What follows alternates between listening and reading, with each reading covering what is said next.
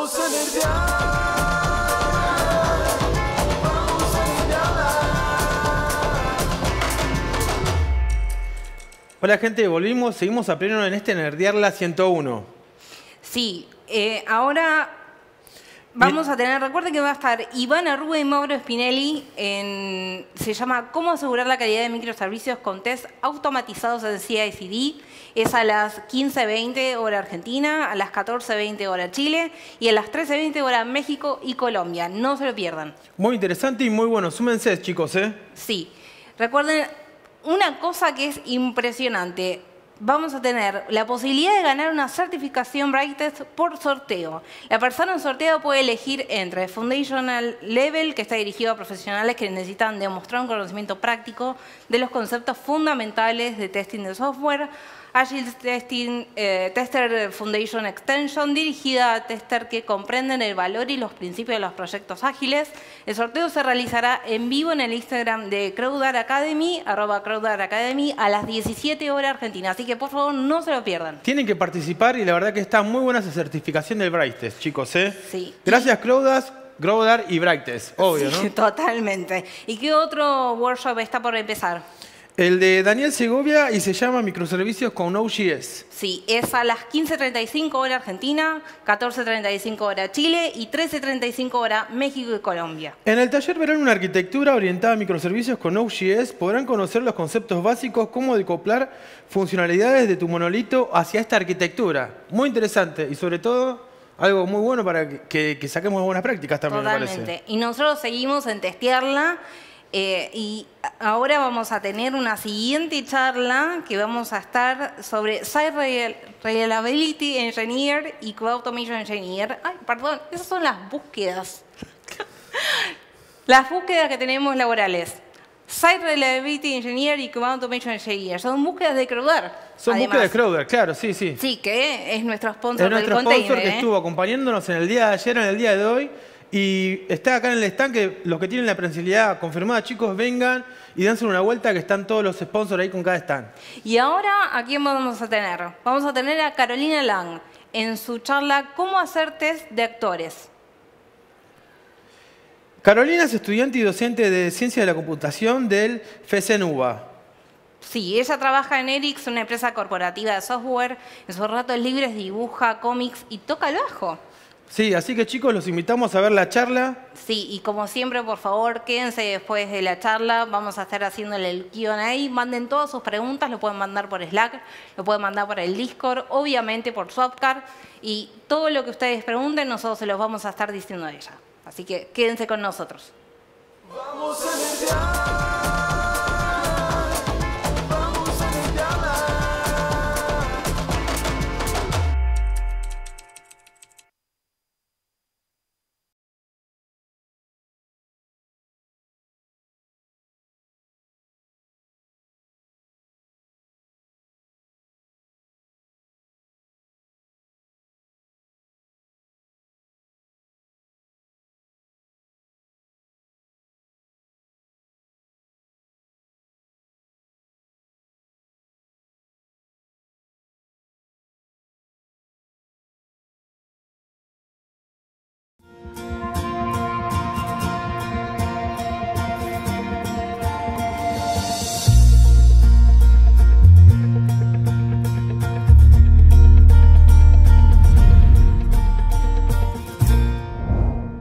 Hola, yo soy Caro y en esta charla les voy a contar un poco sobre test de actores, ¿sí? Un how-to test de actores que va a ser una práctica introducción al mundo de test de actores para que lo puedan aplicar en sus proyectos, ¿sí? Mi objetivo con esto es que haya un vínculo con el código existente, tal que puedan tomar el código que están usando en sus trabajos y lo que sea, y tratar de implementar esto, así que no sea una cosa abstracta en el aire, sino que sea implementable fácilmente y mostrarle cómo hacerlo, y esa es un poco la idea. Primero, ¿por qué queremos hacer test de actores? Básicamente, primero porque reifica un concepto, ¿sí? Siempre que uno crea un objeto, básicamente está representando un concepto, ¿sí? Se dice que lo reifica. Y en particular, el concepto que verifican los actores son los sujetos y sus interacciones con el sistema. Entonces, por ejemplo, en un test, alguien va a ejecutar una acción que el test propone y no va a ser una acción abstracta en el vacío. También porque genera lenguaje. Sí existe la idea del lenguaje ubicuo, que es un lenguaje compartido entre la gente de negocio y los programadores, de tal forma que si uno hace test de actores y de alguna forma dota a las acciones de una persona que las realiza, le es más fácil la comunicación con algún eventual cliente sobre el proyecto. Y también porque permite organizar el código, ¿sí? Puede generar test complejos con varias entidades que interactúan.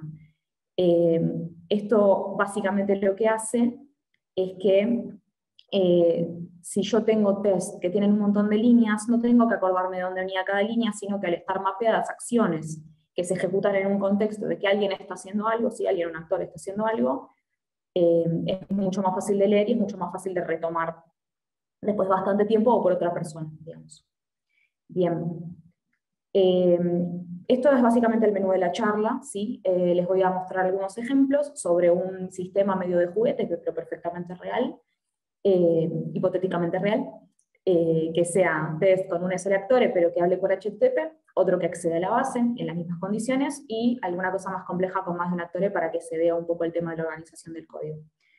Y después les voy a mostrar el verdadero how to test de actores, que es la guía en 6 sencillos pasos para implementar test de actores en el sistema, que tengas, y algunas dudas, problemas, discusiones que pueden surgir de todo esto, ¿sí? Así que, bueno, vamos a empezar.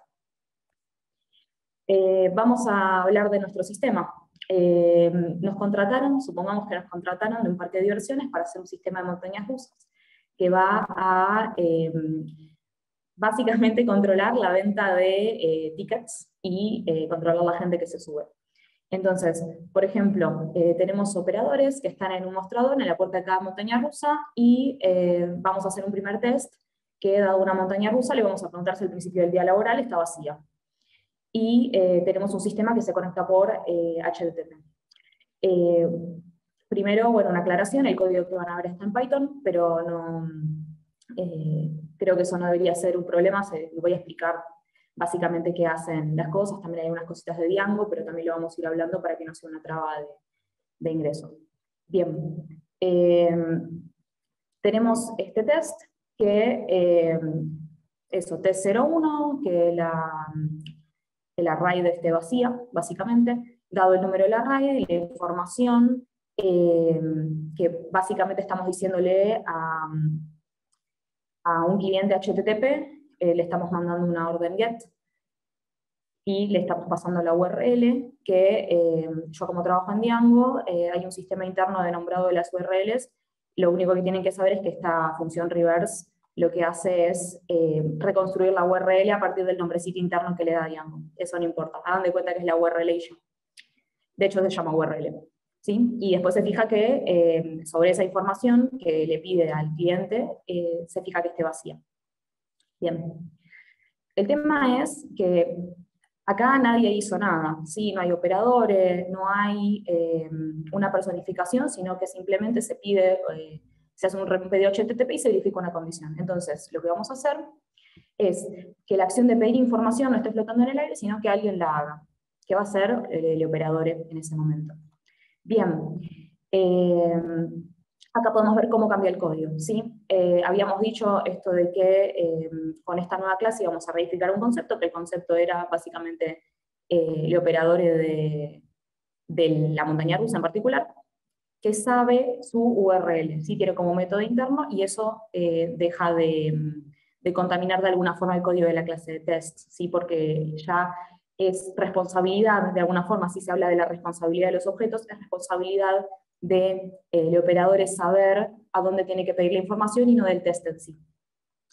Entonces, dentro del código del test vamos a inicializar un operador y le vamos a decir que el array information es que el propio método pedir información al RAID a la clase operador, ¿sí? Entonces la clase operador es la responsable de saber cómo hacer eso. Y bueno, primero, después el mismo hacer. ¿Está bien? Bien. Ahora, si se fijan, el caso de test tiene RAID ID igual a 1. Eso, como habíamos dicho al principio del problema, que es responsabilidad del operador es saber en qué RAID está, porque dice que cada persona se asigna a una montaña rusa en particular, vamos a darle esa responsabilidad también, ¿sí? Hasta ahora, esta clase de RAID Operator tiene responsabilidad del comportamiento, ¿sí? Sabe cómo comportarse respecto a pedido de información y ese tipo de cosas. Ahora lo que va a tener, además, es un estado, va a saber datos sobre sí mismo, va a saber, por ejemplo, a qué RAID está asignada. Entonces vamos a hacer eso. Bien.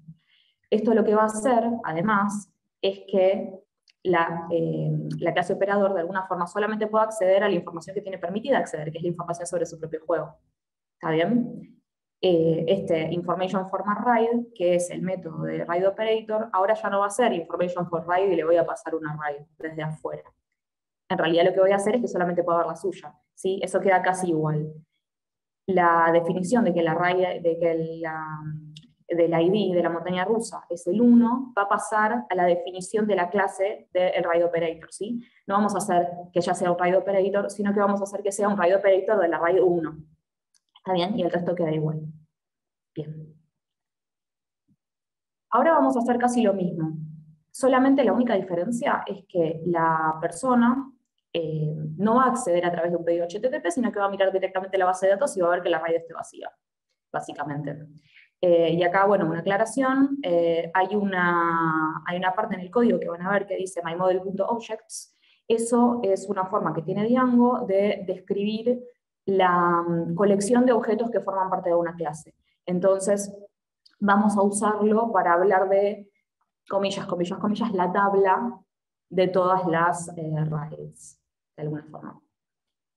Bien. Acá tenemos, esto es el mismo código que vimos antes, sí, que tenía la definición, solamente que acá en RAID Information, en vez de que yo tenga el pedido HTTP, sí que RAID Information, si recordamos, tenía un client.get, ahora va a tener un objects.getById. Que esas, no se preocupen por eso, es la forma que tiene Django para pedir el RAID que tiene cierto ID en particular, que en este caso es el 1. ¿No? Entonces, vamos a darle esa responsabilidad de vuelta a un actor, que va a ser nuestro amigo RAID Operator, que va a saber su RAID, sí, eso ya lo hablamos antes. Lo interesante de este caso de prueba es que el caso es igual exactamente al caso anterior. ¿Por qué? Porque yo implementé Information for my RAID, que antes lo había implementado con un pedido HTTP, y le había dado al RAID Operator la habilidad de saber su URL. Ahora lo estoy implementando simplemente como un acceso a la base de datos, pero claro, el método se llama igual. Entonces, acá se empieza a ver un poco el poder de toda esta secuencia, ¿no? Se empieza a ver por dónde está bueno. ¿Está bien? Estos dos objetos se dice que son polimórficos. Eso quiere decir que tienen los mismos métodos, con la misma variedad, que devuelven lo mismo, pero que la implementación es potencialmente distinta. Entonces, ¿qué es lo así? Polimórfico quiere decir que es intercambiable. Entonces, ¿qué pasa? De repente, yo puedo hacer cosas maravillosas como esta.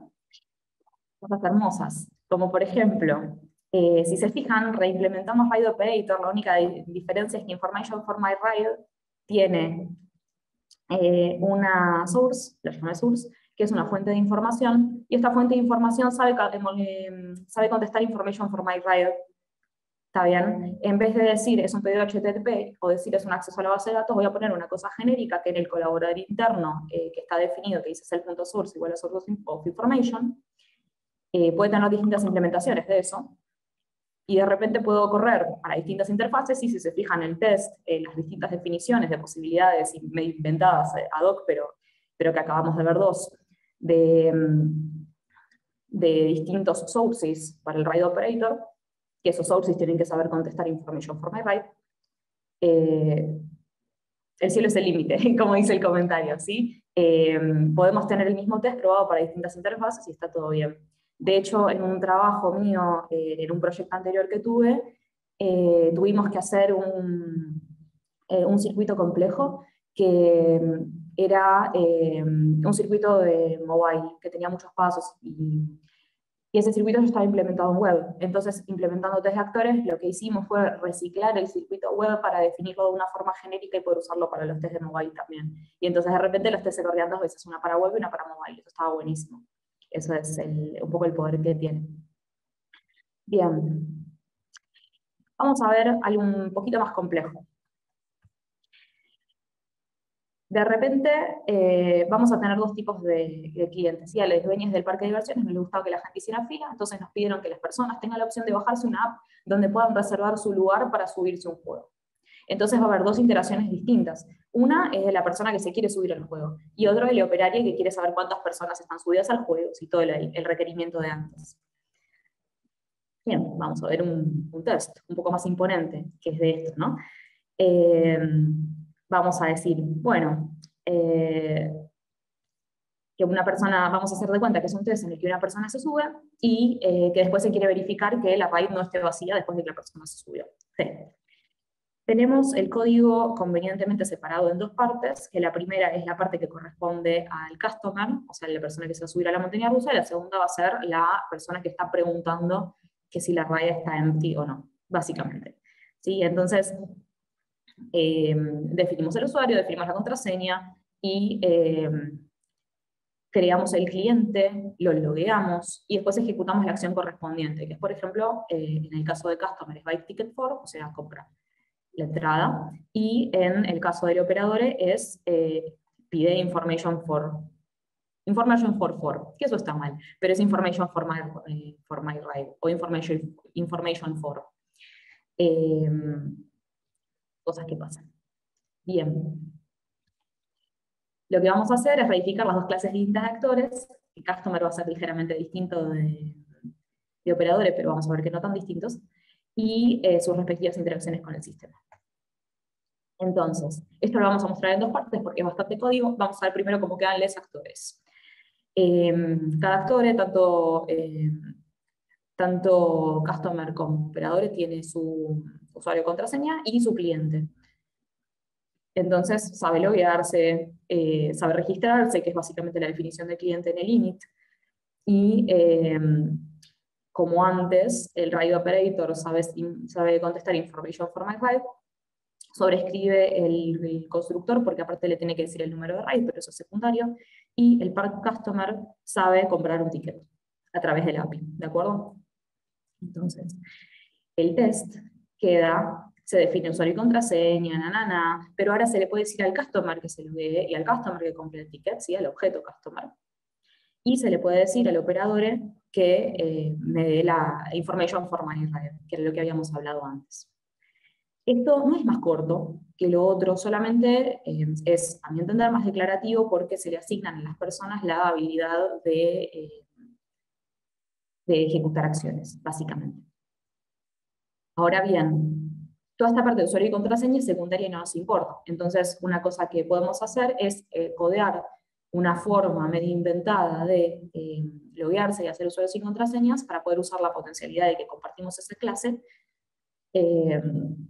y encapsular eso, para que el test no se tenga que preocupar por el logueo. Entonces, decimos, bueno, defino mi usuario, voy a inventarme un string que dependa de... Importante que sea determinístico para que los tests sean replicables, pero me invento un usuario y contraseña en función de algún contador global o alguna cosa así. El cliente, y ya no me tengo que preocupar por eso. Y si ahora vamos al test, podemos pedir directamente, dame un cliente que esté logueado y que compre. Y entonces, dame un operador que esté logueado. Y de repente, el código sí se vuelve más corto. Y se vuelve más limpio respecto de usuarios y contraseñas, que son datos que principalmente en el test no me interesaban tenerlos. Sí, es ruido visual. Entonces uno se evita ese ruido visual encapsulándolo acá en esta clase. Bien. Pregunta, ¿qué ganamos con esto? Bueno, estuvimos discutiendo un poco de qué ganamos con esto. Pero una ganancia importante para mí, que es no menor, es la ventaja de modelado, en el sentido de que las entidades se generan de forma orgánica. Incluso se puede registrar y meter los datos personales dentro de un flujo que mismo se puede testear. Por ejemplo, testeando el registro de usuarios. Nunca más una colisión en la base de datos con dos personas con el mismo mail, si llega a haber un problema con la generación de usuarios para los tests. Y operadores puede existir por defecto en todos los tests, ¿sí? Yo defino un objeto y lo importo donde quiero. Las cosas son más legibles, el mundo es más feliz, y tu cliente lo entiende, y el junior que entró al proyecto ayer también, ¿sí? Y bueno, vos dentro de un mes, cuando vuelvas a retomar el código que dejaste y ahora estás queriendo modificar, también, porque el código es más declarativo, y que sea más declarativo es una ganancia para la comunicación entre los equipos y para la autodocumentación del código de alguna forma. Bien, imagínense un mundo donde el código se documentara solo, ¿no? Bueno, está bien, me convenciste, excelente, hagamos esto. ¿Cómo hago esto? Bueno, implementar test de actores es como comer una naranja. Vamos a ver lo que les prometí, ¿no? El how to test de actores en 6 sencillos pasos. Elegimos una suite de tests, identificamos los actores que participan, si en nuestro caso en un momento era el operador y en otro caso era también el cliente. Crear clases que los identifiquen y inicializar instancias de esas clases en los tests. Por ejemplo, habíamos instanciado un RAID operator para la RAID 1, eso por ejemplo. Y después cada una de las acciones que se le puedan atribuir a ese actor, se tiene que convertir en un método de la clase que acabas de instanciar, y ahí vas reemplazando el código que ejecutan esos con llamados a esos métodos. Puede pasar que necesiten tener más estado, como por ejemplo, el operador tiene que poder saber cuál es su RAID, y eso se le meten como colaboradores internos en el inicializador y no pasa nada, no hay ningún problema. Y bueno, profit. Ok, bueno, todo es un mundo de colores y rosas, pero puede pasar que esto me complique la vida. O sea, yo llego mañana, hago test de actores y mi vida es más feliz y ya está. Y bueno, qué sé yo, pueden pasar cosas, ¿sí? Pero en vez de hablar de todas esas cosas, vamos a ver un video de un koala comiendo una hojita. Hay ciertos problemas que tienen que ver con la interacción entre incorporar test de actores y la convivencia de eso con sistemas viejos. Sobre todo cuando se crean usuarios y objetos de a pedazos en la base de datos, que son objetos complejos. ¿Sí? Por ejemplo, una persona con su información personal y que su dirección es otro objeto y que su historial es otro objeto, y todo eso se crea por esquemas, metiendo pilas en una base de datos y no de forma orgánica, en general eso puede tener problemas y conflictos con la incorporación de algo más orgánico como ser test de actores. ¿Sí? Esto, en general el problema es el conflicto entre este sistema y otros sistemas de creación de entidades para el test. Por ejemplo, en cosas como los unique de los mails, ¿sí? Lo que decíamos antes, si yo quiero crear de forma orgánica un usuario y ese usuario ya existe con una fila hardcodeada en algún lugar en la base de datos y no me di cuenta, eso va a explotar, no te va a dejar crear el usuario. Lo que se puede hacer es, para usar esos usuarios hardcodeados, es generar actores que hagan de mímica de básicamente imagen y semejanza de la gente de la base. No es lo ideal porque cuando cambia algo tenés que recordar cambiarlo, tenés que recordar cambiarlo en el actor y en la base de datos también, pero bueno, para convivir con un sistema viejo a veces se hacen compromisos y no sería un problema en principio. Otra cosa es que si estamos hablando de creación orgánica de usuarios, perfecto, pero quizás el proceso de creación de usuarios es muy complejo. Quizás tienen un proceso de onboarding, como por ejemplo en distintos sitios que requieren que metas una tarjeta de crédito, que involucran el uso de plata, mismo en el sistema de RENAPER, que verifica tu identidad, tienen flujos de onboarding que son complejos. Entonces, lo bueno de esto es que en realidad es un poco una opportunity crisis porque te permite registrar a una persona y testear el proceso de onboarding, que quizás el sistema ni siquiera lo hizo o lo hace de una forma que quedó vieja, y entonces uno puede también reificar el testing del mismo proceso de onboarding, y eso es un beneficio. Bien. Hay otras cosas que no tienen que ver con actores en sí. Puede ser que yo tenga objetos que no sean actores, pueden ser aserciones, por ejemplo, o puedo tener un contexto, un setup para el test. Si yo tengo cosas de setup, les voy a mandar un objeto que sea contexto o escena. Podemos empezar a hablar de actores no humanos, como por ejemplo en el caso de, yo tenía un sistema que manejaba plata, bueno, trabajaba en un sistema que manejaba plata, y teníamos una interacción con Renaper, y Renaper podía contestar distintas cosas, porque le preguntábamos, hacíamos un chequeo de identidad. Entonces, Renaper podía ser un actor en este contexto. Eso es todo un tema en sí mismo, y el tema de interfaces tiene todas sus cosas. Si tengo cosas que ocurren y nadie las hace, por ejemplo, pasan 3 días, puede haber objetos que sean no humanos, por ejemplo, un calendario, un reloj, simular el paso del tiempo, pero reificar el reloj con un objeto. O si tengo aserciones, por ejemplo, se pueden importar, hacer objetos que representen aserciones e importar en distintos tests. Yo digo, por ejemplo, las aserciones de consistencia de una cosa, y entonces las implemento en un solo lugar y las importo en distintos tests y las uso para verificar cosas en cada test. Eso se puede hacer. El tema es, con esto, que no es un problema de test de actores en particular esto, sino que de repente surgen otras necesidades de otras cosas que también se pueden reificar, que no son en particular actores, pero que sí tiene un beneficio modelarlos para que el sistema de testing sea más escalable, sea más entendible y todo eso. Pero si te están preguntando esas cosas, lo que quiere decir es que se quedaron manijas y que les di ganas de reificar objetos que participan de un test para poder combinarlos y para poder hablar de ellos. Y entonces, de alguna forma yo ya gané. Si el objetivo de esta charla es hablar un poco de cómo reificar ciertos objetos para poder reutilizarlos dentro del contexto de un sistema de test, es beneficioso. En particular con test de actores, sí, pero es más una excusa para pensar un problema más general, que es cuáles partes de los tests en realidad deberían ser un objeto y cuáles partes de los tests se pueden reutilizar en otros tests sin repetir código, que es una de las máximas del buen código, digamos. De alguna forma, ¿sí? Eso es todo. Eso concluye la charla, ¿sí? Chau. Estoy para preguntas, así que cualquier cosa me pueden decir. Espero que les haya gustado.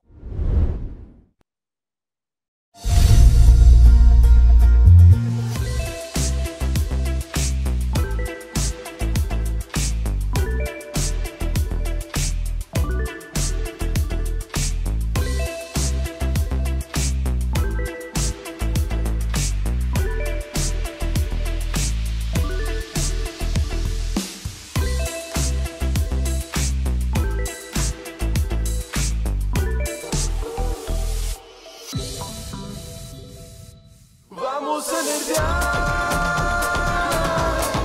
Vamos a nerdear.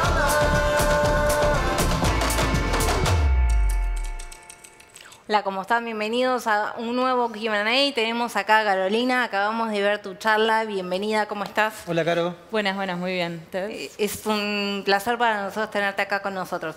Vamos a hacerte las preguntas del público, ¿dale? Dale. Acá Maximiliano nos dice, ¿en qué partes del pipeline corre tus test de actores contra la base HTTP o tu app? Bien, perfecto. El tema de los test de actores es una cuestión de organización y legibilidad del código. Nosotros en particular, en el proyecto en el que yo participaba, los corríamos como parte del proceso de desarrollo, o sea, de forma local dentro de la máquina que tenía cada desarrollador, ¿no? Pero estos tests son aptos tanto para hacer cosas de integración como para hacer cosas dentro del ciclo de desarrollo. Si uno le pega una base de datos de verdad o si uno hace pedidos HTTP de verdad o algo así, es algo que justamente la interfaz de actores te abstrae. Entonces, esa es justamente la ventaja que tiene, ¿no? Como que podrías usar el mismo código para hacer tanto test más de integración como test que sean más locales y más fakeados, digamos, ¿no? Muy Algo interesante, así. muy bueno. Excelente. ¿Vamos con la siguiente? Sí, Matías pregunta, ¿qué otras cosas de la metáfora de la obra de teatro es interesante agregar? Bien, la idea de actores está buena por esto de personificar las acciones y darle como entidad a quiénes son los seres, las entidades, ¿no? Valga la redundancia, con las cuales el sistema interactúa, ¿no? Pero hay muchas otras cosas que se usan en una obra de teatro, bueno, en la metáfora de la obra de teatro, que se pueden aplicar, como por ejemplo la utilería. Nosotros hay un proyecto nuevo en el que estamos aplicando la metáfora de la utilería para decir, por ejemplo, esto es una cuestión, es un programa que gestiona solicitudes que llegan por web, ¿no? Entonces, una solicitud que fue hecha desde tal provincia o una solicitud que fue hecha en tal fecha, ese tipo de cosas pueden ser utilería, ¿no? Como alguien tiene, bueno, una capa o una corona o lo que sea, puede tener una solicitud así o así, y entonces uno tiene un objeto utilería al que le pide, digamos, la escenografía de lo que es, ¿no? Ese tipo de cosas también se pueden usar y entran dentro de la metáfora, que son objetos, digamos, que no tienen agencia, o sea, no van a interactuar en sí con el sistema, pero sí son partes de la simulación o del test, ¿no? Algo así. Excelente. Muy interesante. Vamos con la pregunta de Lucas. Dice, ¿el test de actores, podés instanciarlo contra varios servicios a la vez o solamente contra uno? Bien. Eso es una cuestión más bien de la implementación, ¿no? Justamente esta potencia que tiene es el hecho de ser agnóstico a si se corre en varios lugares o si se corre en uno. Entonces, si uno tiene varios servicios al mismo tiempo que corren el mismo test, está bueno que el test, por ejemplo, pueda tener el mismo código o un código muy parecido para correrlo, porque en caso de que, por ejemplo, uno está programando y entonces los requerimientos cambian y entonces ese test se tiene que reprogramar para cumplir los nuevos requerimientos, se puede cambiar una sola vez y no hay un código repetido que uno tenga que seguir manteniendo como para los test de cada servicio en particular, ¿no? Entonces, esto es independiente, o sea, al momento de escribir el test, en un punto, la ventaja de esto es que se abstraiga respecto de dónde se va a correr y hablar en el lenguaje del dominio, en el lenguaje de cuáles son las cosas que están pasando y no cuáles son específicamente las líneas de la base de datos en las que esas cosas están pasando o cuáles son los pedidos HTTP, ¿no?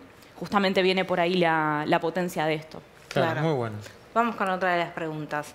¿Cómo se puede incentivar a que un equipo adapte prácticas de este tipo? Bueno, esta tiene bastantes cosas. Primero me parece que hay una parte humana de esto, ¿no? Que esta idea del desarrollo de software como tener una base de conocimiento, un problema sobre el cual uno va aprendiendo y mediante los tests uno va describiendo ese comportamiento, ¿no? Entonces, a medida que se va aprendiendo, el equipo mismo tiene que poder hablar del dominio del problema en un lenguaje. Ese lenguaje, digamos, le decimos lenguaje ubicuo, que es un lenguaje que debería ser común entre el cliente y los programadores, ¿no? Entonces, hablar cotidianamente en ese lenguaje ubicuo, hablar cotidianamente acerca de los tests en ese lenguaje sirve para que se pueda usar, ¿no? Es una cuestión de acostumbrarse a hablar cotidianamente en ese lenguaje compartido. Claro. Eso es básicamente. Vamos ya con la última, que nos quedamos con poquito tiempo. Dice, ¿alguna recomendación de bibliografía sobre el lenguaje de dominio? Sí. Hay un libro muy bueno que se llama Domain Driven Design, que lo pueden buscar en su internet favorita. Y básicamente habla de esto, del lenguaje ubicuo, y habla de cómo compartir ese lenguaje y de ciertas herramientas para poder fomentar la comunicación dentro del equipo sobre estos temas. Claro, excelente. Muy bueno, Caro. Bueno, muchas gracias por estar acá con nosotros. Estamos muy felices de tenerte. Espero que estés el año que viene. Muy interesante la charla también. Súper ¿no? interesante. Gracias por Súper. invitar. Gracias. Basta de pantallas. Ya está. Y nosotros seguimos en Nerdearla. Quédate de ahí y seguimos con la siguiente charla después. Vamos a nerdear.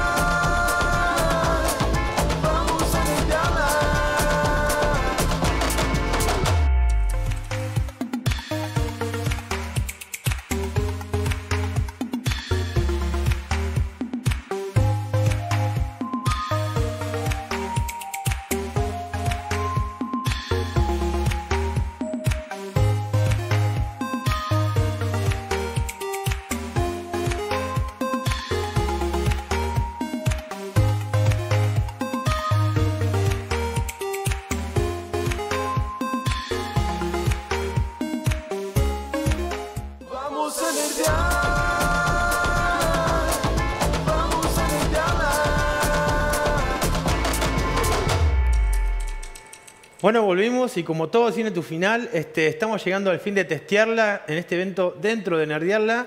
Y muchas gracias, Crowdar, por haber hecho posible esto, ¿no? Sí, pero todavía nos queda una sorpresa más, escucha. Sí. Si van al Container B, estará saliendo en vivo en minutos en el auditorio la charla de Leandro Meléndez, más conocido como señor Performo, que estuvo hoy con nosotros acá, sobre aseguramiento de performance.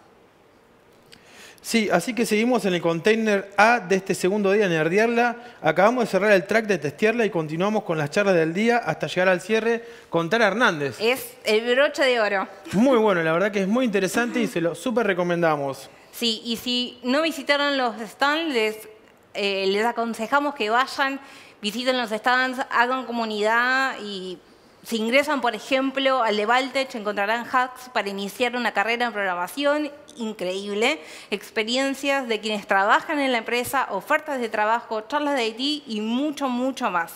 Gracias, Valtech. Muy bien, por Valtech. acompañarnos en Nerdearla. Sí, vayan a ver sus propuestas. Gracias, Valtech, que nos acompaña como siempre. Sí, y si no lo hicieron, pueden ingresar al menú de ofertas laborales y ver qué búsquedas tienen abiertas nuestros sponsors. Grafana, por ejemplo, busca diseñador de producto de infraestructura, ingeniero mobile, desarrollo full stack y una cosita más. Valtech cumple 6 años en Argentina. Uy, felicidades, Valtech. Sí, Valtech. busca también backend, frontend, stack QA, automation, DevOps. Y por otro lado tenemos a ACBC que está buscando Data Sciences, SRR Tooling y desarrollador mobile. Y muchas más. Sí, muchísimas más. Después, obviamente, tienen la comunidad de CISARMI, que Muy bien, nosotros sí. compartimos las ofertas laborales a medida que van llegando. Así que, bueno, tengan preparado el CV y quién les dice que quizás en unos días tengan también trabajo nuevo, ¿no? Escucha. Quizás después de solo ver las charlas pueden conseguir un trabajo, tener su primera experiencia de IT, que es algo importante, y tener la primera entrada en sistemas, ¿no? Claro, qué lindo sería lo que queremos así rápido. Es Sí, como muy... sí, qué suerte podríamos tener, ¿no? Bueno, entonces vamos a lo que es nuestra próxima charla. Nosotros vamos a tener a Andreina Gómez. Andreina Gómez nos va a estar dando su charla de optimizando aplicaciones web con Core Web Vitals. Va a explicar qué son los Core Web Vitals y por qué deberían importarnos y mejorar para optimizar la performance de cualquier sitio. ¿Vamos a escucharla? Sí, por supuesto, vamos a escucharla, pero antes de ello, Andreina, perdón, ella es...